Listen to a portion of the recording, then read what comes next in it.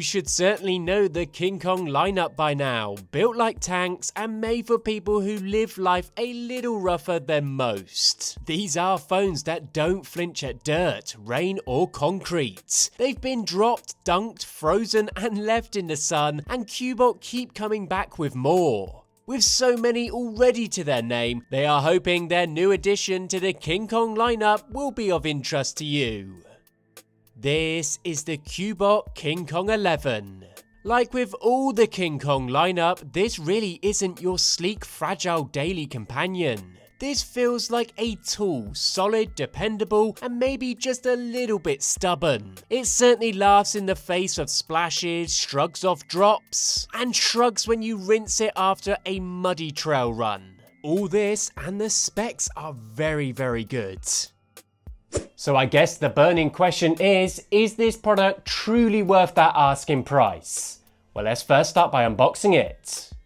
So unboxing this guy, and as you can imagine, you really don't get much in the box like you do with most phones nowadays. You get the phone obviously, a 33-watt fast charger, a USB-C cable, a SIM ejector tool, and a pre-applied screen protector. You obviously don't get a case with this phone, but honestly, I really don't think you need one here. Now, first impressions, it is chunky, properly chunky. It is bigger than my iPhone 16 Pro and about twice as thick, but weirdly, it doesn't feel over the top. That weight gives it a reassuring built to last vibe. I have to admit, in hand, it feels really nice. Design-wise, it's kind of a mix between something you find in an office and something built for a building site. It is chunky, like I said, all straight lines and no nonsense. Honestly, it wouldn't look weird sitting next to a box of drills or a toolbox. It's got a solid industrial feel to it. I do like the matte finish, it does make it look a bit more premium, and the sides are textured so it doesn't slip out your hand so easily. I also like these little orange accents, it just makes it easier to spot at a distance. And the Gorilla Glass with the raised edges means the screen's pretty well protected. With IP68 and IP69, it's built to take a dunk, a spray, or a drop straight into a puddle without freaking out. On paper, it's good for about 5 meters underwater for half an hour, and the USB-C port plus SIM card tray are sealed tight, so there's nowhere for water to sneak in. That IP69K bit is a pretty wild feature too. It means it can handle high pressure water jets. So if it is caked in mud, covered in dust, or splashed with oil, I can literally just hose it down and keep going. All the ports and buttons are pretty much where you'd expect them. There is a dual SIM slot, or you can swap one out for a micro SD if you need more storage. You've also got a sealed USB-C port, and there's also side buttons so you can set up for whatever shortcuts you like, which is pretty handy. The fingerprint scanner's built into the power button, and it is rather quick and easy every time I've tried it. They've certainly come a long way since their older models where it was a bit janky. Now there is this little rear screen on the back, only about 1.46 inches, but actually it comes in really handy. You can mostly use it for the clock, notifications, or even a compass. It's just great if you want to check the time, or want a quick reminder of any notifications when you just don't want to look at the main display. Out on a walk, you can glance at the battery or use the compass to figure out which trail to take without unlocking the phone itself. And what's also great is you can even customize it a bit, change the theme, pick which widgets show up, and just turn it off completely if you don't fancy using it at all. I guess it's just an area of a phone that barely gets used, so you might as well take advantage of it. Now speaking of displays, the main one's a 6.72-inch Full HD panel with a buttery smooth 120Hz refresh rate possible. It's not OLED, but it's clear, bright, and usable in direct sunlight. And I will say it is tough too. The raised bezels and Gorilla Glass combo means you're not panicking every time it lands screen first. It should be able to handle quite a bit of rough and tumble. So in terms of the design, the screen, and the extra features, I have to admit I'm quite impressed so far, but let's get on to performance.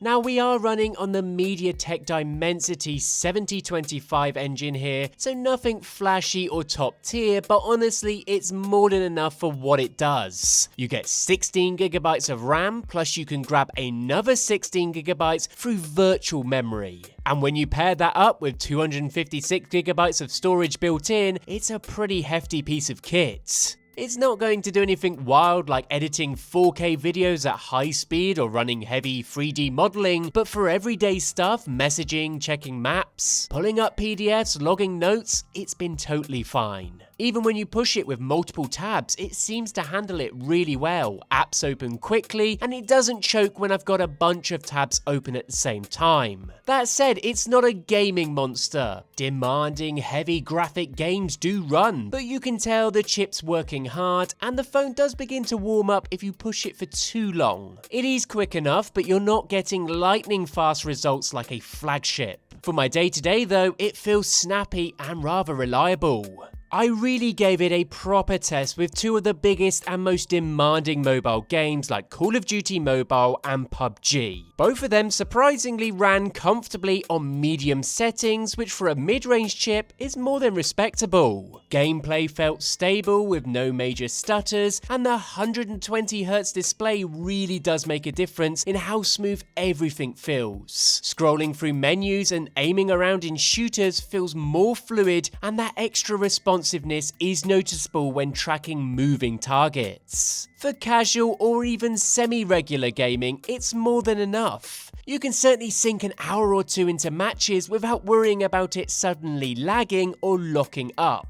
That said, it's not built for competitive hardcore gaming. If you push graphic settings to high or max them out, you'll see the occasional frame drop in intense firefights or large open areas. It's not game breaking, but it is noticeable. Now, that massive battery isn't just for show. At 10,200 milliamps, it is genuinely huge, one of the biggest I've come across in a phone. For context, an iPhone 15 has 3,300 milliamps, and even a Galaxy S24 Ultra is only 5,000, so the difference is huge. So you can certainly see where this phone gets its size from. With light to moderate use, you can easily use it for 3 days straight. Even when pushing it harder, like with GPS on for navigation, snapping photos, listening to music, a few gaming sessions, it still lasted me a solid 2 days. If you were to probably have this on 24/7, you could easily get a full day's worth out of this. But the fact that you can even get 3 days with light to moderate use, well, there's really not much on the market like it. There even is a power saving mode, which just cuts down background activity and squeezes a bit more life out of the last 20%. Certainly handy if you're out hiking or camping. Now, this is all good and well, but the only big downside here is the charging isn't that fast. With so many on the market at 65 watts and some higher top end ones even more, if you are looking for a quick top up, it might feel a bit slow. From my experience, approximately 2.5 to 3 hours to fully charge. So obviously not super fast, but then again, it is a massive battery in here. Now let's quickly talk about cameras, because honestly these rugged phones aren't usually known for having very good ones. But this one, it's actually alright. The main camera is 108 megapixels and in decent light it's rather solid. Shoots come out sharp, colours look somewhat natural, and is fast enough to catch moving subjects. It's obviously not going to win any awards, and it certainly shouldn't be your main reason for purchasing, but as a whole for a main camera, it's okay. Now the video tops out at just 2K, so nothing fancy, there's no fancy stabilization, so running around or filming action style shots, well, it is going to be very shaky. But for tripod shots or casual clips, it's clear enough and the detail is there. There is an 8 megapixel wide angle lens, which also doubles as a macro, which is kind of handy. Whether you're trying to get a wider landscape or get close to some detail, it handles it rather well. Nothing flagship level, but more than usable. Like I said, all in all, the cameras aren't flagship level, but they're impressively versatile for a very rugged phone. Now, all in all, the KingKong 11 doesn't pretend to be anything it's not, and that's really what makes it stand out. It's built for people who need reliability, not glass trophies. You get a huge battery that powers through the weekend, performance that keeps pace with your day-to-day, and a rugged body that doesn't flinch when life gets messy. But it does go truly above and beyond the basics. With its built-in night vision, rear display, extreme waterproofing and hardening, you're getting an all-rounded package. I think the moral of the story here is, if you want a phone that's built to keep up with real life without breaking the bank, this is certainly a very viable option. Be sure to check this product out in the link in the description. Let me know what you think. Till next time.